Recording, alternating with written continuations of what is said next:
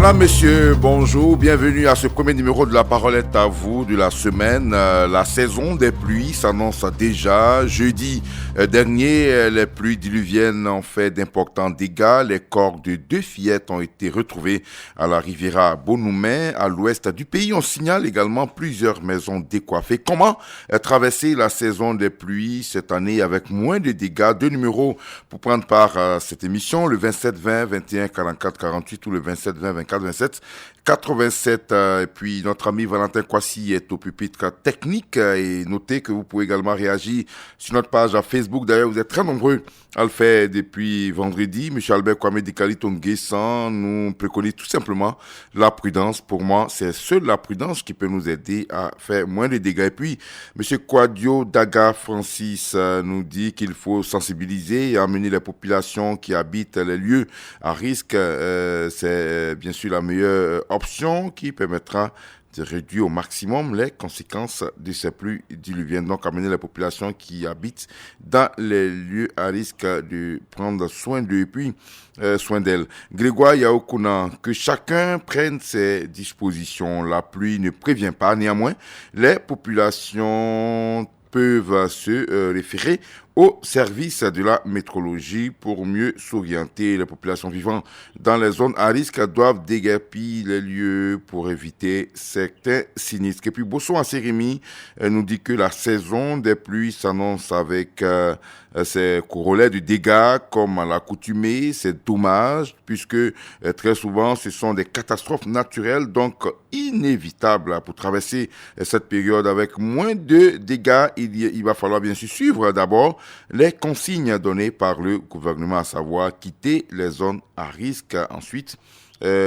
concernant les enfants, il faut les maintenir à la maison, à l'école ou sur place pendant les pluies et les faire accompagner juste après. Enfin, il faut continuer la sensibilisation auprès des populations en mettant l'accent sur les effets néfastes de ces pluies. Signé Bosson assez Rémi. Au standard maintenant, nous avons Monsieur Nda Kwadjo qui nous appelle de Kablankro, c'est vers Agnan-Sué, pas très loin d'Abangourou. Bonjour.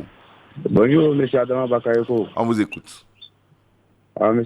Adama Bakayoko, je pense qu'il faut faire une sensibilisation dans les zones à risque, ce n'est pas qu'il y ait des dégâts. Parce que c'est une période, il pleut beaucoup dans certaines zones. Ouais. Voilà, donc il faut faire une campagne de sensibilisation. D'accord. Voilà. Je salue mon collègue Iba Madi qui est en l'écoute. D'accord. En ce moment. D'accord. Bonne émission à vous. Merci, bonne journée à vous à Kablankro, c'est vers Agnan. Et puis on part maintenant à Krezoukoui, c'est pas très loin de Divo, avec M. Tayoro Nicolas. Bonjour. Bonjour la voiture. On vous écoute. Bon, la voiture, nous sommes des hommes et l'homme est censé à réfléchir et à disséquer le bien, le mal et le danger. Mais pourquoi l'homme qui sait que ça c'est un danger et puis s'entête à ne pas reculer, à ne pas s'en prendre ou prendre des dispositions pour que lui-même puisse sauver sa vie? Les gens sont en danger, ils ne sont pas loin de la mort, mais ils acceptent d'être là. Malgré les sensibilisations, non, il ne faut pas que quelqu'un dise que l'État ne fait pas de sensibilisation. L'État, chaque année, fait les sensibilisations, mais les gens s'entêtent à rester dans ces coins à danger. Alors, préfèrent-ils mourir ou bien vivre? Bon, comme l'homme aime la pression, je voudrais demander à l'État, parce que demain, s'il y a danger, c'est l'État qui est interpellé. Bien sûr. Voilà, donc demander à l'État de faire cette fois-ci-là, après la sensibilisation, celui qui ne veut pas vraiment suivre l'État, de faire la pression sur eux pour les déguerpir avec force. D'accord. Avec les déguerpir avec force. Ok. Mais il n'y a pas que seulement à Abidjan. Voilà, les saisons de pluie, là, effectivement, nous sommes dans la saison de pluie. Avril, mai, juin. Mais plus en juin. Dans les autres départements, sous préfecture et village également, il y a les dangers. Bien sûr. Mais ce n'est pas tous les dangers qu'on signale, sinon il y a des dangers partout. Bien sûr, bien sûr. Nous, chez nous d'abord, à Krezoukoui, par exemple, il y a un fleuve qu'on appelle le fleuve côtier, qu'on appelle le Boubou.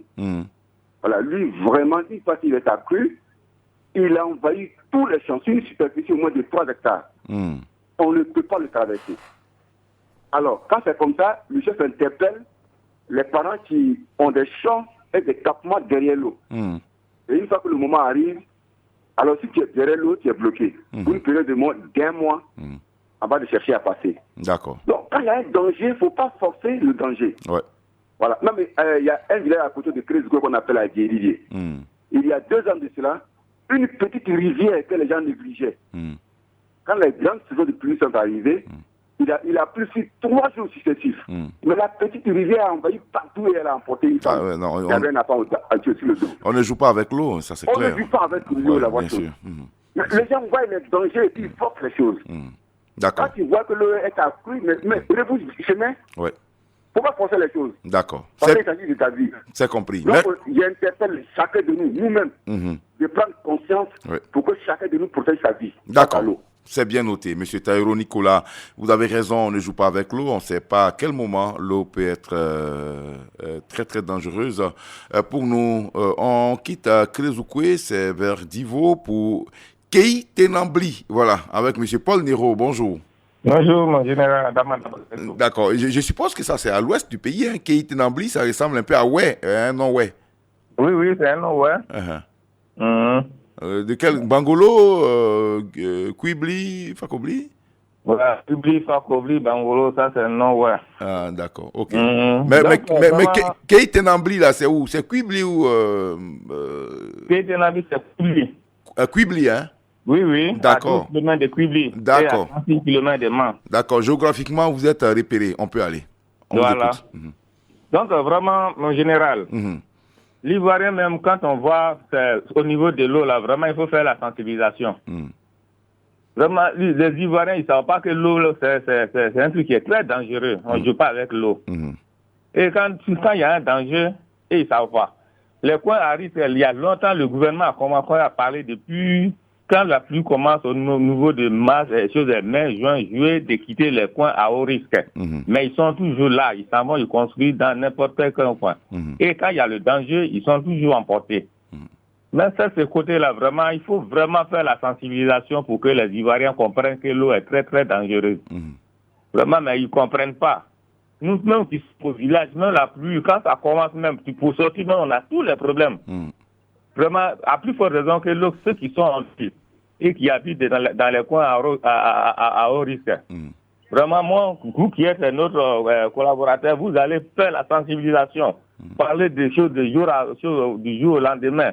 Et vraiment pour que les gens ils comprennent que l'eau n'est pas une bonne chose. D'accord. Donc, ce que moi je demande, c'est que vraiment on a parlé aux gens qui habitent dans les coins à haut de quitter. Actuellement, dès que le mois de juin, on va tomber dans le mois de juin qu'ils prennent un nouveau coin. D'accord. C'est bien noté. Merci beaucoup à vous, monsieur. Paul Nero de Kei Tenambli, c'est vers Kwibli. On part à Para. Para, c'est dans le sud-ouest du pays, à l'extrême sud-ouest, pas très loin des Tabous. Et là-bas, nous avons en ligne monsieur Nzi Aïwa. Bonjour. Bonjour, monsieur Bradon Bakaygo. On vous écoute. Cette fois, je vais parler, je suis en Bayakro. Ah, vous êtes en Bayakro, hein? D'accord. Depuis le jeudi, je suis en Bayakro. D'accord, ok. J'ai vu Para, la réalisation. D'accord, c'est pas bien grave, allez-y. Bon, merci. Je pense que le problème concerne tout le monde. Le tas fait ce l'effort, mais nous aussi, on n'a pas fait l'effort. Mais chaque fois, on attend, dans le mois de pluie, on parle de déléger les gens. On ne doit pas attendre ça. Ceux qui habitent dans le coin est dangereux. Et même là, ils n'ont qu'à se considérer. Ils n'ont qu'à se prendre ça. C'est leur vie en danger. Le président qui parle de ça, le gouvernement qui parle de ça, ils ne vivent pas dans ce coin-là. Et eux-mêmes, ceux qui habitent dans le coin-là, ils n'ont qu'à se prendre en charge. On dit on doit sensibilisation à se limiter. Et mais leur vie en danger. Ils n'ont qu'à essayer de sortir. Toi, ils n'ont qu'à passer à ça. D'accord. Ok. Voilà. Non, le tas fait le foie aussi, n'a pas fait le foie aussi. Voilà, que chacun prenne conscience des dangers. C'est ça, monsieur Bradon. Ouais, surtout l'année dernière, ces 2 petits garçons qui sont décédés à Yopougon, cette année encore, ces 2 petites filles, j'avoue que ça fait froid dans le dos. Voilà, voir nos enfants partis comme ça, c'est vraiment pas bon. Ouais. Donc, je vous demande les gens de prendre soin de eux-mêmes. D'accord, c'est bien noté. Merci, bonne antenne à toi. Merci, bonne journée à vous, à Mbayakro, vous qui êtes habituellement à Para. Sur notre page, M. Saïba Désiré va nous attendre rapidement parce que sur notre page Facebook, vous êtes encore très nombreux à réagir. Monsieur Eumatano, qui est à l'Institut Pasteur d'Adiopo Doumé, nous dit que chaque année, nous vivons cette période avec son corollaire d'angoisse. Les années passent et se ressemblent pour moi. Pour traverser la saison des pluies de cette année avec moins de dommages, il faut que l'État, à travers les autorités compétentes en la matière, fasse respecter les décisions prises concernant bien sûr ce problème qui bien sûr dorme dans les tiroirs. Il faut aussi sensibiliser déjà les populations vivant dans les zones à risque et à quitter sans délai. Et comme l'Ivoirien est têtu, je souhaite que le gouvernement, soucieux du bien-être de la population, déploie dans les zones les forces de l'ordre pour faire respecter la décision. Roger Nyanzou, lui, est à Bafia. Il nous dit qu'il comprend difficilement que chaque année, le gouvernement soit obligé d'interpeller tout le monde à chaque saison de pluie. Est-ce que les gens sont obligés de vivre dans ces endroits à haut risque à Abidjan et même dans certaines grandes villes du pays, s'interroge-t-il? L'État doit reconnaître aussi que le privé a échoué dans les logements sociaux. Les sociétés telles que la Sogefia et la Sikoji doivent revenir. Il n'y a que, bien sûr, il n'y a pas de honte à cela et à répondre à ce qui était bon par le passé. Monsieur Saïba Désiré est à Nembo Sama, Sévère Biankouma. Bonjour. Monsieur Adama Bakayoko, bonjour. Merci pour votre patience. On vous écoute. Oui, ok, merci. Je voudrais intervenir sur ce point-là, mais particulièrement ce qui se passe un peu chez nous ici. Ici, dans la commune de Biakouma, nous ne sommes pas confrontés à ce problème d'inondation. Mais c'est le vent qui nous fatigue ici. Oui. On ne comprend pas un peu, depuis un bon nombre d'années, ça ne fait que se répéter. Et quand ce mois-là arrive, ça décoiffe pratiquement toutes les maisons. On nous a signalé que jeudi, il y a eu beaucoup de maisons qui ont été décoiffées dans la zone. Décoiffées dans la ville de Biakouma. Les écoles, les administrations, on ne comprend pas. Ouais. Donc vraiment, s'il y a vraiment un moyen pour lutter vraiment contre ce phénomène, voilà, ça va vraiment nous arranger. D'accord. Ouais. Voilà. Malheureusement, comme on le dit, hein, c'est un phénomène naturel. Voilà, le changement climatique, hein, on l'a dit. Ça commence à pratiquement devenir comme un problème artificiel. Ah ouais, mais on a coupé tous nos arbres aussi. C'est ça la conséquence. Voilà, on a coupé tous nos arbres. Après, on paye cash, quoi. C'est pas bien de le dire, mais on paye cash. Bien sûr, l'action de l'homme sur la nature. Bon, concernant bien sûr cette question il faut suivre la météo. Je pense qu'il faut beaucoup suivre la météo, tenir compte de la Sodexam et puis prendre des dispositions. C'est tout ce qu'on peut faire. Et puis peut-être prendre aussi, trouver des mécanismes pour pouvoir maintenir, c'est pas par des moyens techniques, les maçons ou c'est pas les architectes vont trouver la solution pour ne pas que nos toits s'envolent parce que c'est encore des risques aussi. Hein. Un toit qui s'envole, ça peut être aussi cause pour des dégâts éventuels. Voilà. Okay. Bien dommage. Merci à Nembo Sama, monsieur Saïba Désiré. Voilà, quand le vent passe, rien ne peut maîtriser le vent. Il faut, c'est vrai, il y a des années en arrière, 30 ans, 40 ans, quand on parlait du changement climatique, on n'y croyait pas du tout. Eh bien, maintenant, on est en plein là-dedans. Voilà, et on est obligé de croiser les doigts, prier pour que ces vents la fassent moins de dégâts. Monsieur Konamidou, bonjour. Bonjour, monsieur Baraïko. Vous nous appelez de Daloa. Oui, merci beaucoup. Oui. On vous écoute. Merci bien. Et moi, aujourd'hui, je pense qu'il faut plus prévenir et puis la rigueur. J'utilise ces deux mots-là pour dire simplement que dans les différentes villes, dans les hameaux, n'importe où, on a les gestionnaires de notre espace. C'est-à-dire les sous-préfets, les préfets, les maires, les conseillers régionaux, pour dire que les structures décentralisées et les structures déconcentrées doivent donc mettre de la rigueur là-dedans. Et les gens qui occupent ces zones-là, souvent, ils viennent là comme ça, hein. Souvent, quand on les déguerpit, ou bien quand il y a des situations, on dit non, on nous a déguerpis. Si vous avez de vous installer là, donc les zones vides là, il faut les occuper. Et quand on fait déguerpir des gens pour un projet, il faut réaliser tout de suite le projet. Donc c'est cette rigueur qu'il faut mettre là-dedans. Et puis prévenir. C'est-à-dire quand les gens viennent, il faut déjà les déguerpir. Et puis il faut dire que c'est pas ici qu'il faut s'installer. Parce qu'on laisse souvent faire. Et puis après, quand il y a les dégâts, on dit voilà. Donc moi, je pense que ces deux éléments-là, si on les utilise, je pense qu'on aurait moins de morts pendant la période de pluie. Alors, vous êtes enseignant d'histoire-géographie, hein, M. Kouné Amidou. Tout à l'heure, on a écouté M. Saïba Désiré de Nembo Sama. Il y a l'action de l'homme. Je suis dans une zone à risque. la saison des pluies arrive, je dois changer de localité. Mais concernant malheureusement ces vents qui décoiffent tout sur son passage, leur passage, c'est vraiment difficile à maîtriser parce que on ne sait pas généralement quand cela se déclenche et ça ravage tout, quoi, à la limite. Merci beaucoup. À ce niveau-là aussi, je pense que nous, les géographes, on a notre mot à dire. C'est souvent, il ne faut pas arracher tous les arbres dans la zone. Parce qu'il faut aussi des éléments pour contrecarrer un peu les vents. Maintenant, si vous êtes dans une zone, que vous devez être là, vous êtes borné, tout ça là, on ne peut pas compter cet état naturel. À ce moment précis, là, l'État a des fonds pour aller subvenir aux besoins de ces personnes-là qui sont en situation difficile. C'est quand tu es déjà dans une situation réelle, c'est-à-dire que voilà, là on peut maintenant, toi tu t'installes dans une zone où, voilà, donc moi aussi en tant que géographe, vous m'avez déjà... Il faut arrêter de couper les arbres aussi à tout vent. Il ne faut pas abattre tous les arbres. Et puis il faut construire la maison en fonction du vent. Ça aussi, il faut qu'on construise en fonction des réalités. Il faut approcher les spécialistes. Les fenêtres ne se mettent pas n'importe où.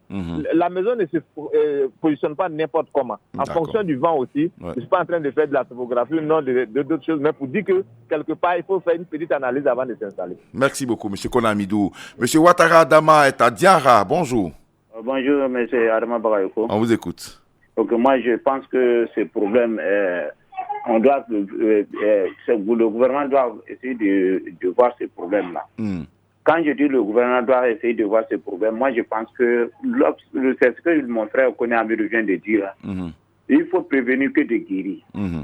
Oui, au moins que les gens soient en train de s'installer, je pense que les autorités communales et les forces de l'ordre doivent essayer de voir, d'intervenir à ce moment pour empêcher à ces gens de s'installer. D'accord. Avant qu'ils s'installent, oui, puisque chaque fois, quand ils s'installent, on les laisse s'installer et après, on dit, quitter les lieux. Donc, moi, je pense qu'il faut mieux les avertir ou bien il faut chercher à empêcher ces gens de ne pas s'installer dans ces zones à risque. Voilà un peu ce que je voulais ajouter. D'accord. Mieux vaut prévenir que guérir, hein? C'est en résumé votre avis ce matin. D'accord. Merci beaucoup à vous, M. Ouattara Adama de Diarra. Sur notre page Facebook, M. Niamien Boussou Hyacinthe, qui est instituteur à Kwasi, Kro, Irobo, c'est vers Jacquesville.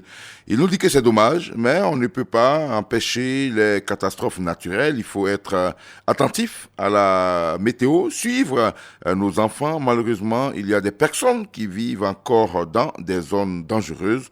Sachons qu'on ne fait pas l'expérience de la mort donc soyons vigilants. Voilà, M. Bektentoula, qui est à Bobo, c'est vers Boaké, nous dit que la pluie étant un phénomène naturel, c'est à nous, les hommes, de prendre toutes les dispositions nécessaires pour ne pas subir les conséquences. Il faut donc quitter carrément les zones d'habitation à risque, surveiller rigoureusement les enfants, éviter les déplacements non indispensables pendant les pluies et puis suivre quotidiennement l'émission de la météo sur les antennes de la RTI. Monsieur Boubacar connaît lorsque s'annonce la saison des pluies ici en Côte d'Ivoire, c'est l'angoisse, l'inquiétude. Quand est-ce que cela prendra fin, s'interroge-t-il. La majorité des Ivoiriens ne peuvent pas avoir accès à un logement décent, vu le niveau de pauvreté générale. Pour préserver donc les vies, l'État doit libérer les canaux d'évacuation des eaux et bien sûr en détruisant les abris de fortune et les baraques qui pullulent dans les métropoles. On part à Blény-Méouin avec M. Seigneur Rigan. Bonjour. Bonjour Adama. On vous écoute. Adama, l'eau est dangereuse. Ça c'est cas général. Mais il faut limiter le soleil sur sa tête. C'est nous pour que nous soyons en paix. Il faut venir rembler le pont de son à Milou. Le pont de pont là, vraiment, ça nous a causé des dégâts ici. On passe par la pirogue, avec les motos, avec les bagages. Ça, c'est pas normal. Venez rembler le pont de son et venez faire le pont de PIP sur la route de Bangolo à Blény-Méouin même. Parce que quand l'eau est en crue ici, ça emporte les cabris, même ça emporte une personne même une fois ici à Blény-Méouin ville. Donc vraiment, c'est pour que nous soyons ici en paix, ici dans la cité du Guémont.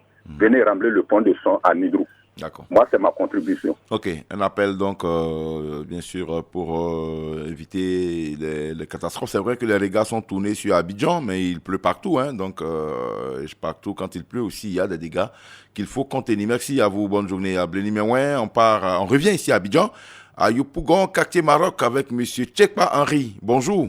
Oui, bonjour, Jérémy. On vous écoute. Ok, merci. Vous abordez un débat qui est assez sensible et vous avez dit quelque chose qui m'a sorti de mon sommeil et qui m'oblige à parler. D'accord. Vous avez dit que l'État est soucieux, n'est-ce pas, du bien-être de la population. C'est hautement discutable. C'est hautement discutable. Vous voyez, je vais vous donner un axe.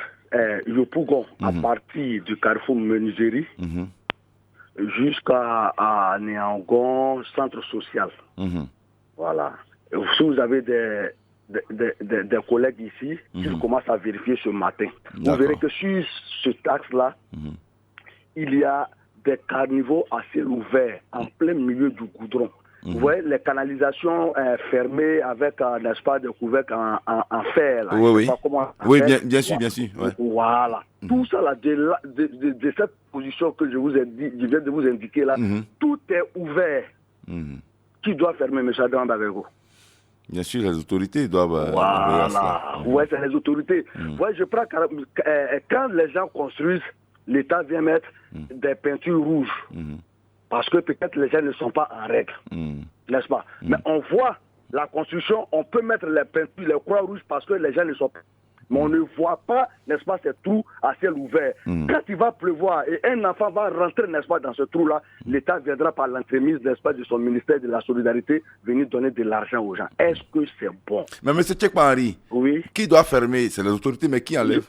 Vous venez de dire que c'est les autorités. Oui, mais qui enlève ces faits-là? Qui enlève? Comment? C'est l'État qui enlève les barres de fer là, sur les caniveaux? Non, c'est le temps. C'est le temps.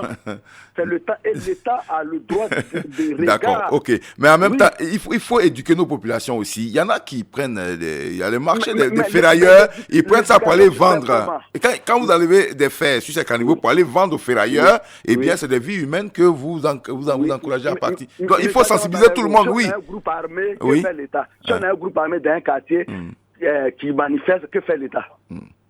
L'État établit l'ordre, bien sûr. Voilà. Mais si ça se répète 3 fois, 4 fois, 5 fois, que fait l'État? L'État va toujours rétablir l'ordre. Bien sûr. Donc, ça veut dire, voilà. Donc, pourquoi ces gens de cas, l'État ne doit pas rétablir l'ordre? D'accord. Non, ils doivent rétablir, mais en même temps aussi, parlons-nous entre communautés vivant dans ces endroits-là. Et puis, il faut éviter, il faut avoir un comportement civique. Je suis d'accord. Je suis d'accord. C'est pourquoi on appelle État. L'État, c'est un ensemble de beaucoup de choses. Bien sûr, je suis d'accord. Rigoureux sur certaines choses. D'accord. C'est bien noté. Monsieur Tchekpa Henri de Yopougon, Maroc, pardon. Monsieur Ivo Yaya est à Grabo. Bonjour. Oui, bonjour. Oh, ce sujet est bienvenu. D'accord. Parce que on peut dire que depuis on n'est pas né, il pleut. Et puis les routes de l'eau est là depuis qu'on n'est pas né. Maintenant, on vient construire, c'est sur ça on vient construire. Nous-mêmes, on voit et puis on construit dessus. Donc, ce que l'État doit faire, avant que tout ça là arrive, parce que c'est comme disant, tu vois ton enfant après couteau en train de jouer, tu dis, ah bon, ça fait rien. Ou bien tu le regardes. Quand il va se blesser, là, c'est toi, tu vas soigner. Bien sûr. Donc, moi, ce que je vois dans ça là, l'État doit commencer dès le début, comment on appelle, là où il y a les routes de l'eau là. Le passage de l'eau, ouais, sur les... Voilà, le passage de l'eau, il doit mettre des panneaux par là pour ne pas qu'on construise. D'accord. Voilà, parce que quand on dit, ouais, que, comment on appelle, là, on vient mettre peinture sur les maisons, les gens continuent toujours pour construire. Maintenant, quand il y a des dégâts, c'est l'État qui vient en aide pour là. Même si on donne l'argent pour qu'ils n'ont pas quitté là, ils ne quittent pas tant qu'il n'y a pas un dégât. Bien sûr, bien sûr. Voilà le problème. D'accord. Donc, voilà. Donc, moi, c'est ce que je vois. Merci beaucoup à vous. Merci. Ouais, en tout cas, merci pour vous avez été très très nombreux à réagir sur le sujet. Il y va de la vie des Ivoiriens. Faisons tous un effort. L'État a sa part, bien sûr, de responsabilité, mais nous également, en tant que citoyens, nous avons notre part de responsabilité. Essayons d'aménager notre environnement immédiat pour éviter que l'eau continue de faire des dégâts dans notre pays. Tout à l'heure, à 10h10, je serai en votre compagnie pour lundi débat. Le sujet du jour, c'est bien sûr l'actualité du moment. Quel avenir du football ivoirien après l'Assemblée générale élective à la Fédération ivoirienne de football? Je serai bien sûr avec nos consultants. Pour l'heure, permettez-moi de faire un coucou rapidement à Valentin Kwasi, à notre ami Choukan Pat. C'est un fidèle auditeur des radios Côte d'Ivoire câblé tous les jours et qui vient d'être promu là-bas au ministère, à la police nationale en tant que conseiller du DG. Bravo, cher ami. Et puis voilà, c'est Radio Côte d'Ivoire qui gagne bien sûr avec tout cela. Merci à Valentin Kwasi. Demain matin, je serai encore en votre compagnie. Le sujet, vous l'aurez aujourd'hui même, avant la fin de la soirée. Radio Côte d'Ivoire, Abidjan 88.fm.